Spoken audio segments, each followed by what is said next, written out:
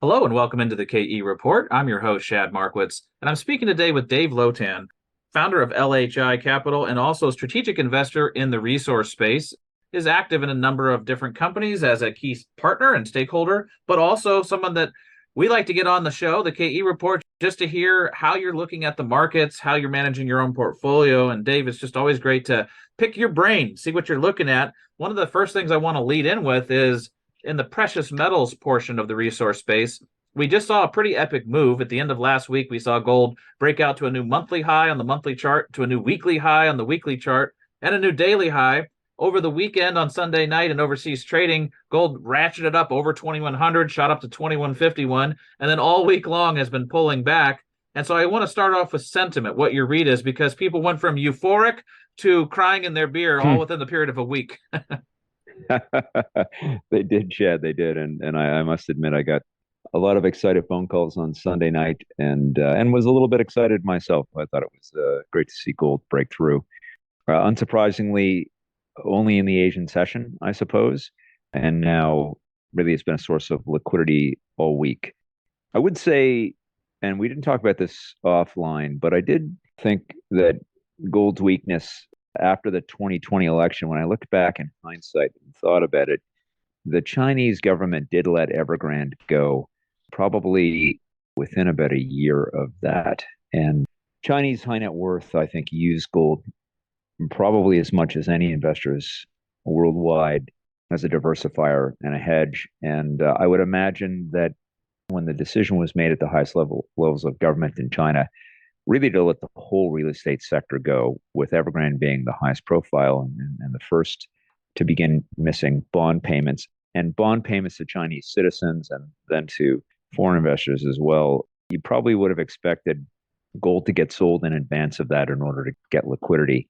And China continues to be weak, and the real estate sector in China continues to see large developers miss bond payments. And I think that probably means that gold's strength is going to be muted for a while. And I also suspect transactions between Russia and some of its trading partners to settle balances or net balances as well. So it's not unhealthy. It's great that gold continues to function as a currency, probably the most important currency in the world, next to the US dollar right now. But it is forcing us all to delay our gratification somewhat.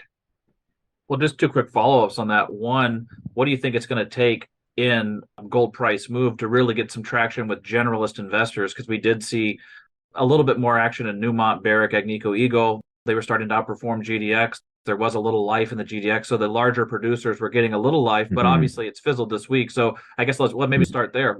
What do you think will take to get generalists to stay on board and actually get some traction in the space?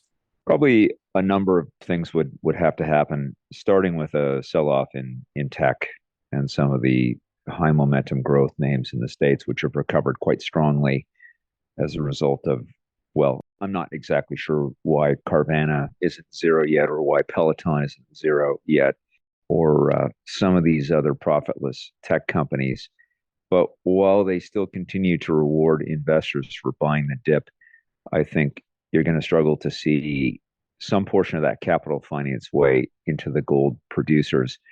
But if and when we finally see investors starting to throw the towel in on those names, I think all chaos will break loose. So when Greenspan cut rates in early 2001, it was a surprise cut, and the market partied for about a week. And then everyone realized that an intermediate cut by Greenspan probably didn't mean that things were going well under the surface.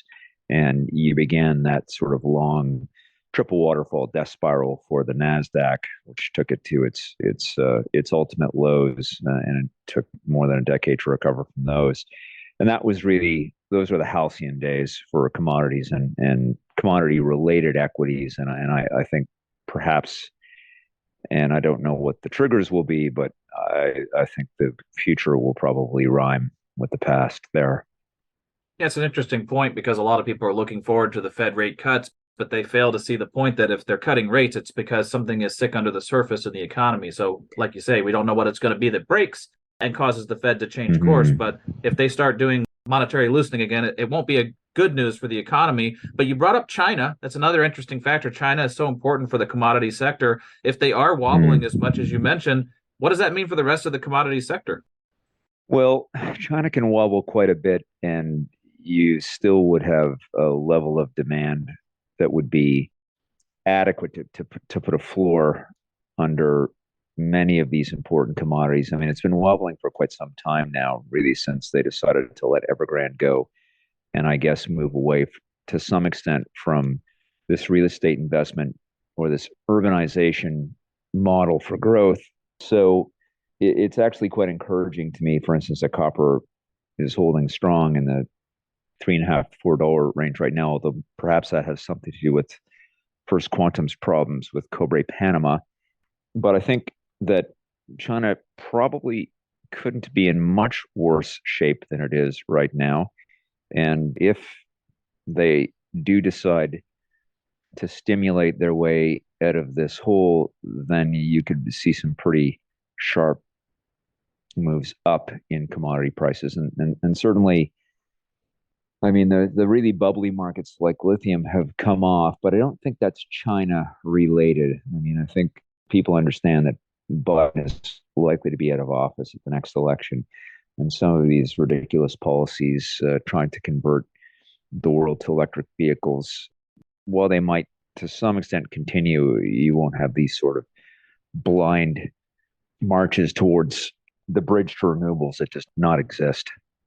Well, you bring up an interesting point there as far as the critical mineral space. There is the narrative that we hear. There are desires of policymakers, and then there's the realities and the supply and demand of the actual raw materials needed to make these happen. What has you most animated in the resource space? What are you doing in your own portfolio as far as the critical mineral side of things or just any of the commodities? Well, copper is the easy one because, of course, it's the metal you'll need for any strategy, and it's probably going to be the most constrained on a forward supply basis. It's very, very hard to get a permit for anything these days. And I think we talked about this before, but there's just an incredible irony to the fact that you have this Inflation Reduction Act demanding large investments in electrification in the battery space, and you can't get a permit for the road to the Ambler project in Alaska.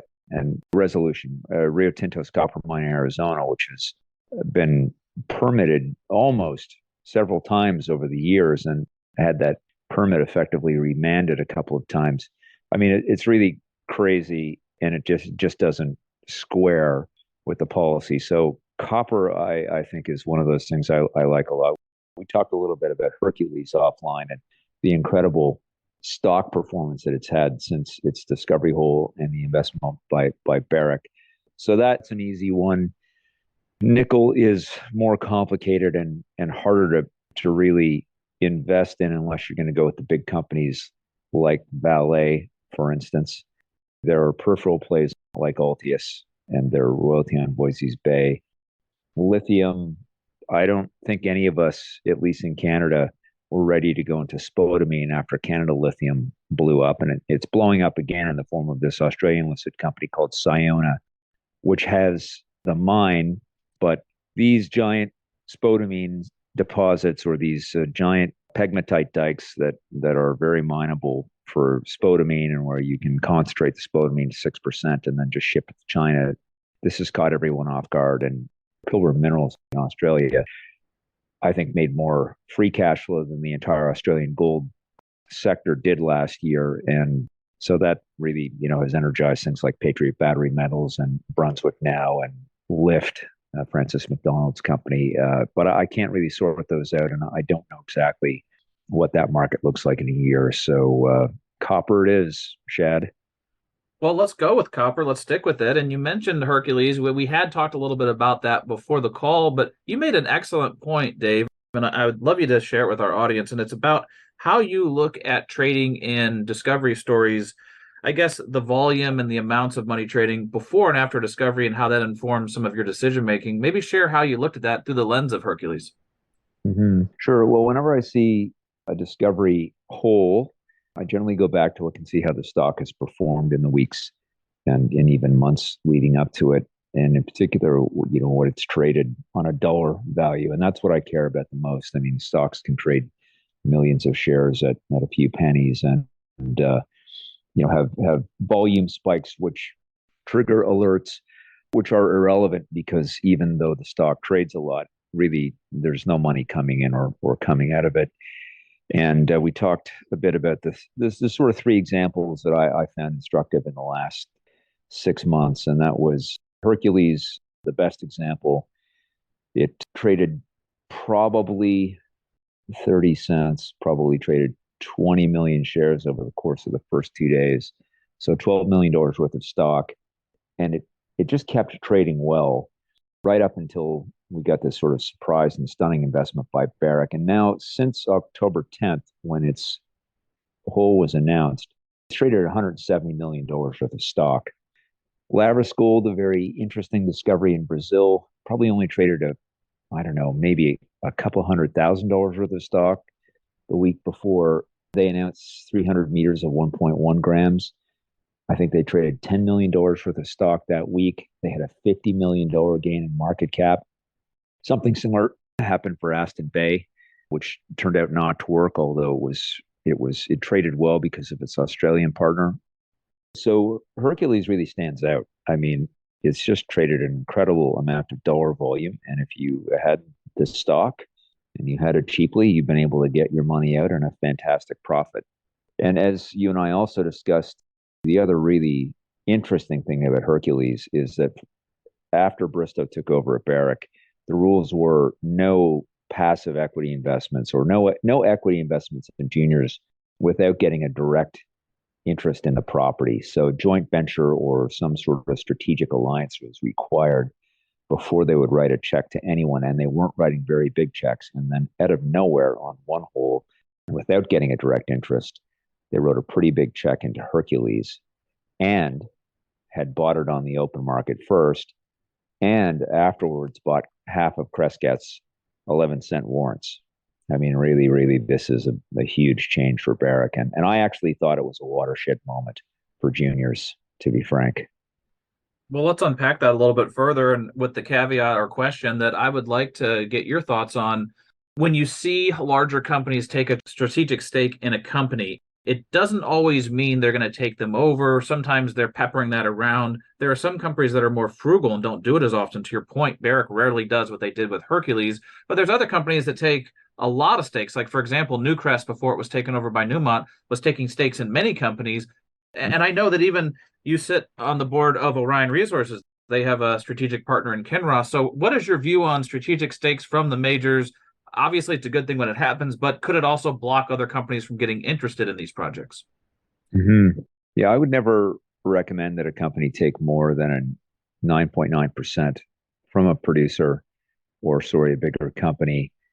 Anything really above 15, and you're getting very close to a place where the larger company can block a takeover. And I think this has been illustrated really painfully in Australia recently, where Liontown and Azure were getting bid by foreign lithium producers, SQM and Albemarle, and Gina Reinhardt and I think Chris Ellison and one or two other whales in Australia came in and bought 20% of these companies in the market, or 19%, sorry, and blocked the bids effectively. Albemarle dropped their bid for Liontown. And it's hard to know what the end game is there. Gina didn't participate in the next financing, didn't even go pro rata, just blocked the deal and effectively sterilized the company. And I'm not exactly sure what's going on with the SQM bid for Azure now. They were a little more creative in the way that they did it, but there's been another blocking stake taken there as well. So really the rule is if someone has 20% of the company, or if the company has 20% of itself in the hands of good investors, it's very, very hard to get a takeover by another company without effectively getting the agreement of the 19%er. And so Barrick's got quite a big stake in Hercules. I don't think that's going to be a problem, though, because Mark Bristow has made it clear he's not going to pay premiums to buy companies. So if they find some good stuff there and they trade well and someone comes in and bids a big premium, I think Mark is unlikely to act, or at least that's not been his past history. But I would say when companies, when they're lucky enough to get a strategic investment, they should focus entirely on the investor rights agreement. Try to avoid letting the company go above 9.9. Try not to give board seats away. Try not to agree to a technical committee.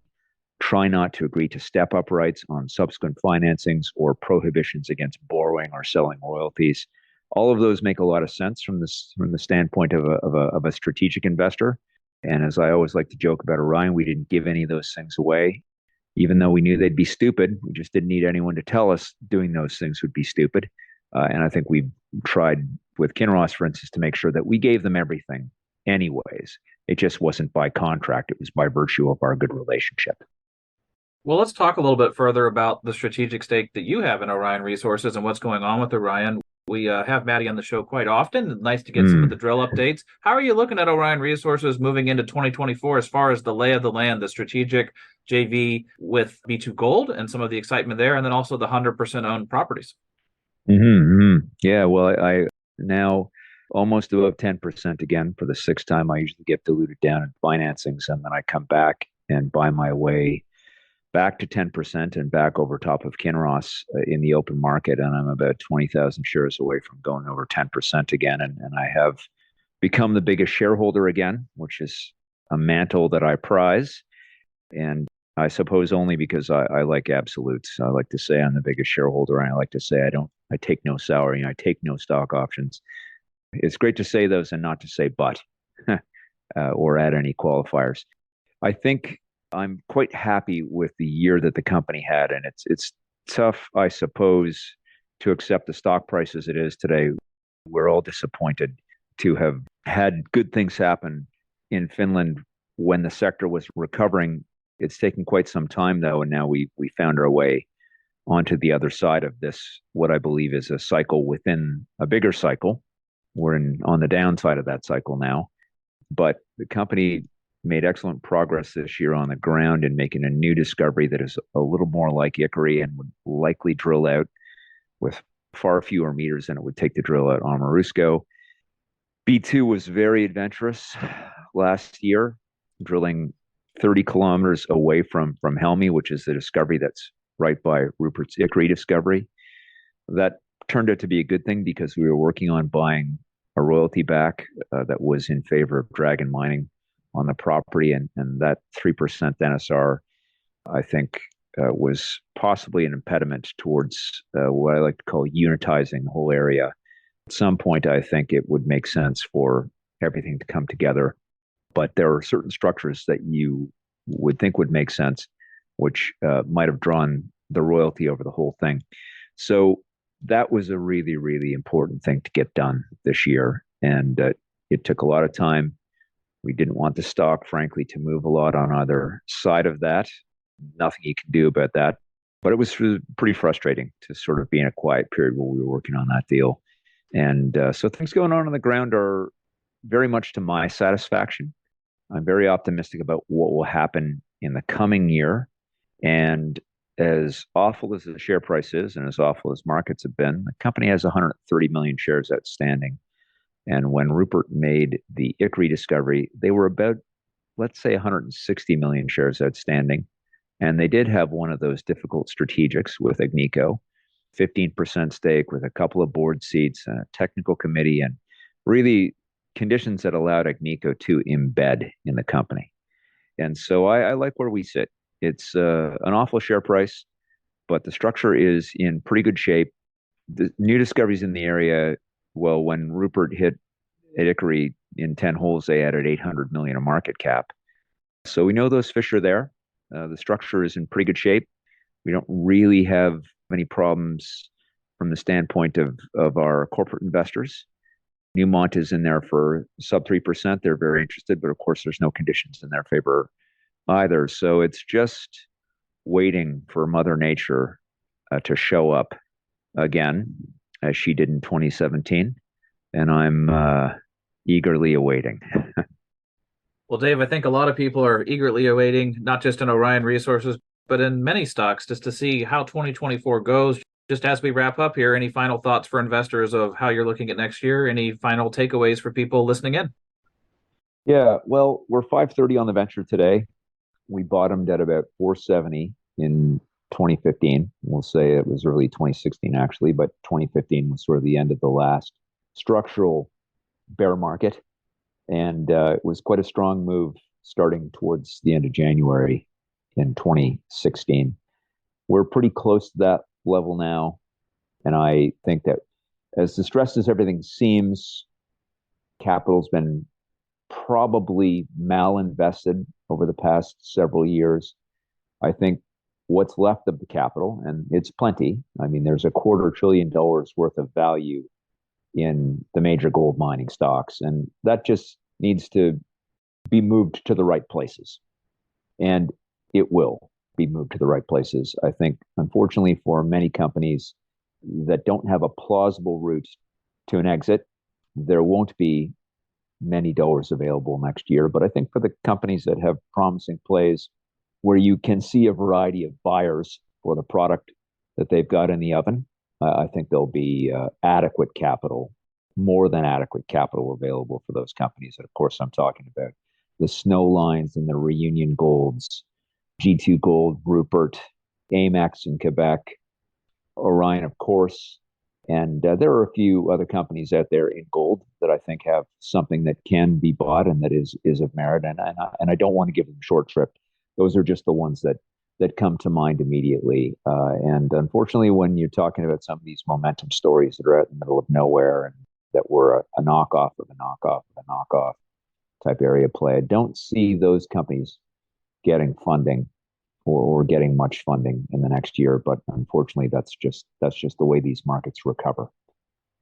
Yeah, Dave, it's going to continue to be a story of the haves and the have-nots, and the quality projects with access to capital will be able to advance things and move forward, hopefully in a better environment as a backdrop. And then there are some companies that may struggle. This is investors' job, is to go through their watch list and figure out which ones they want to have in the have category and which ones to avoid in the have-not category. But Dave, always great having you on the show. Always great getting your thoughts. And as always, looking forward to our next conversation. Yeah, Shad, thanks very much. It's great to talk to you.